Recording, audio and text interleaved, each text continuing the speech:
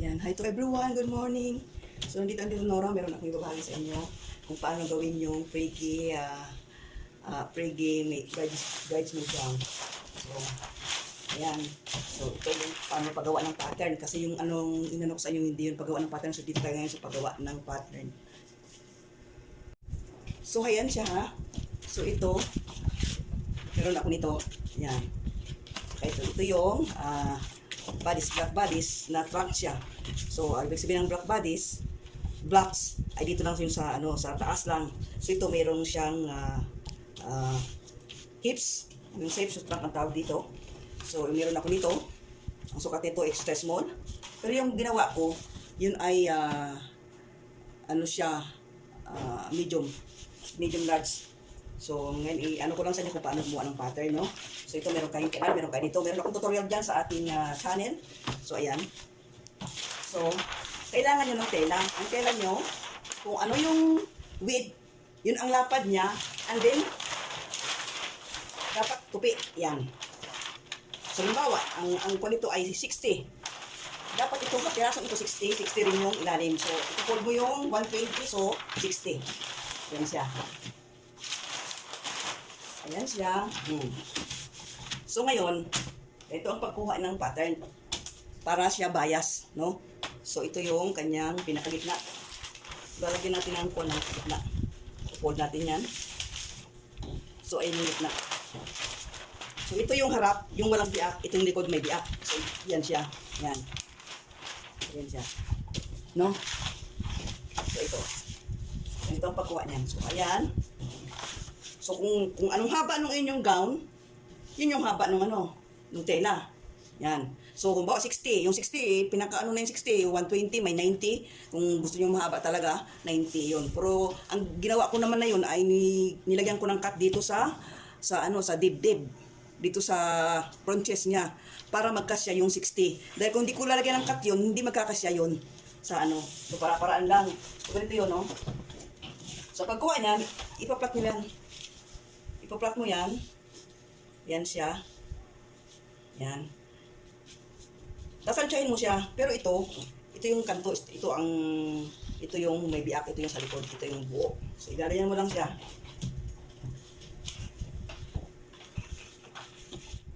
So, ayan siya, no?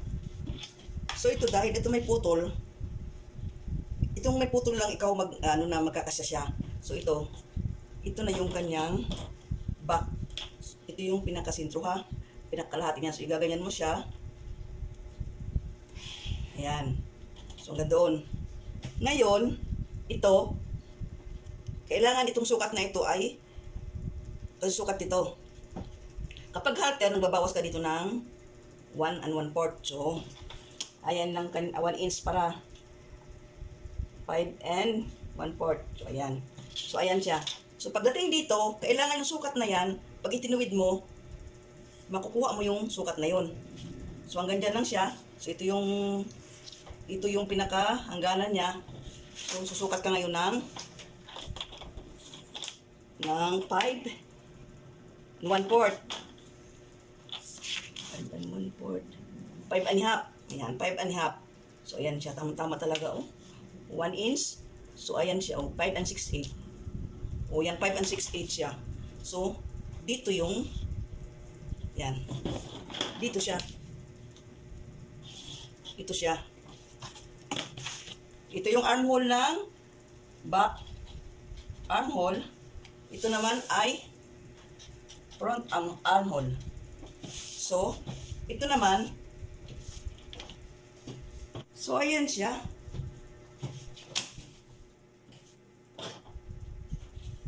Ito yung harap.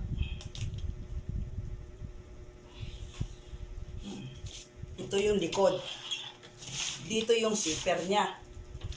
So dito, kapag gagawa ka ng halter, papasok ka dito ng mga 1 inch. 1 inch dyan. So ito yung magiging, yan lang, ito yung magiging 5 3/4. So, ayan siya. I-revise mo siya. Yan yung armhole ng front. Tapos ito naman, binawasan na natin ito para magkasya siya. So may bawas na yan. So ayan yung kanyang sukat. Ayan, 6 and 3/4. So naging 5 and 6/8 lang. So ito yung 5/6/8. Dito tayo nagbawas, nag-adjust dito sa harap. Dahil dito sa harap, kailangan bawas tayo ng 1 and 1/4. So ayan yung pinakabuo niya. And then, pagkatapos niyan, bibilogin mo na siya kung ano yung dito, ano yung haba nito, yung haba ng tela mo. Ipapantay mo lang siya doon, haba. Pagdating sa likod, magdadagdag ka lang 1 inch doon. So, mas mababa ng mas mahaba ng 1 inch ang likod kaysa harap. So, magiging ganyan siya, So, bias na siya. Bias na. So, ganyan na ang ano niya.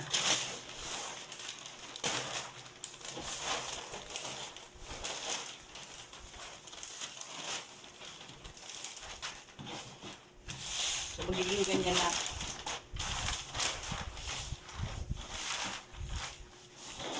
Dito yung harap. Likod. So, pagdating dito, magsisway niya papunta doon para siya maging balon. Ayan siya. May bawas na yan. Ito may bawas na yan. Tapos dito naman, pagdating dito, ito yung pinakaharap niya, no? Yung pinakaharap niya. Ayan.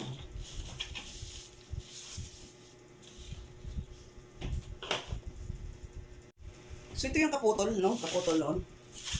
Ayan. Kasi ito lang itong ating ginawa, So, ayan siya. Kung ano yung sukat mo dito, 5 and 3/4. 5 and 3/4. Ayan siya dyan. So, dito tayo, 5 and 3/4. Mula dito, bawas tayo ng 3/4. So, ayan. And then, saka natin siya. Ayan. And then dito, ito na yung kanyang liig.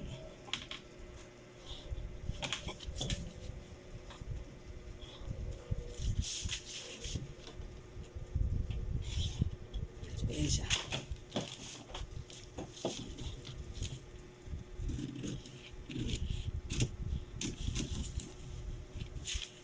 Siyempre, kukunin nyo yung kanyang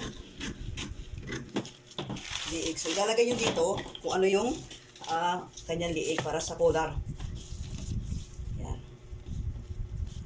So, ito ay 4 inches. 4 inches ang neck opening.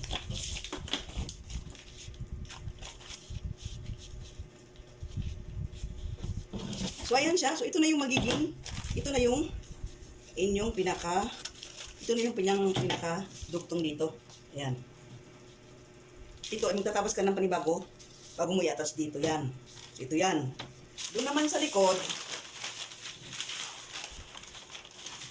dito siya.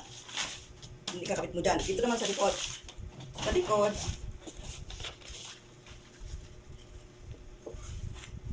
ito din lang yung ating guhitan na. Yan. Tapos, pag ganyan, tapos yan. So, iikot natin yun dun.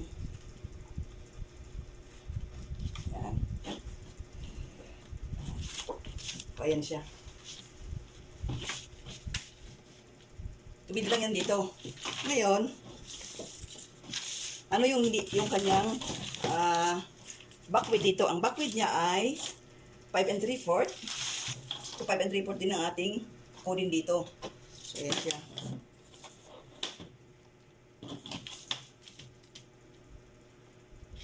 Ayan siya. And then, ito na rin yung liig niya.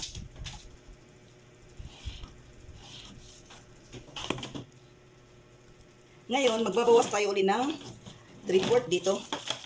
3/4. Ayan, 3/4. Katapos i-connect natin doon. Ayan. Hindi sumulat ikaw. Ayan. Oh, bakit hindi siya nagsulat? Tuyo na. Ayan. Tapos ito, ayan. Tapos, straight lang. So, ito small, no?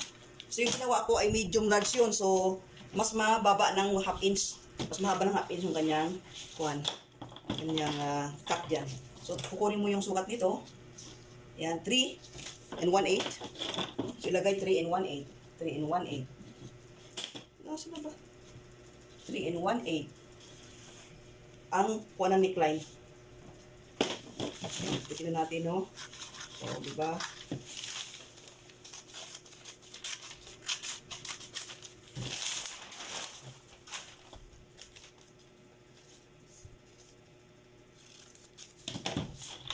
So, ito yung ayan.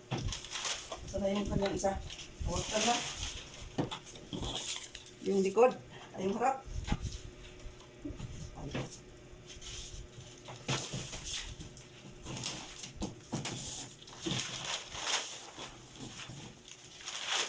So, ayan siya. Ito yung harap. Yan yung harap, oh. Ito naman yung likod. So, yan yung aking ginawang Briggy bridesmaid gown. So, ayan siya. Tapos, bibilugin nyo na yan. Diba? Kung anong halimbawa. Ito. Bubukod nyo yan. Tapos, ang collar. Gagawa lang ng collar. Meron ako dyang ng collar tutorial kung paano. Ayan siya. 24. Pataas doon, 25.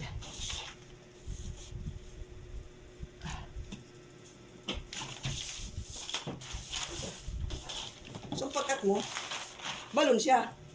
Half balon. So, ang ganda dito kapag ito pa, ang ganda dito yung damit na ito. Kahit kung Saudi ako yung abaya, gawa ko ng ganito. Ang ganda ng lapat. Ang ganda ng flow sa baba. So, yun siya.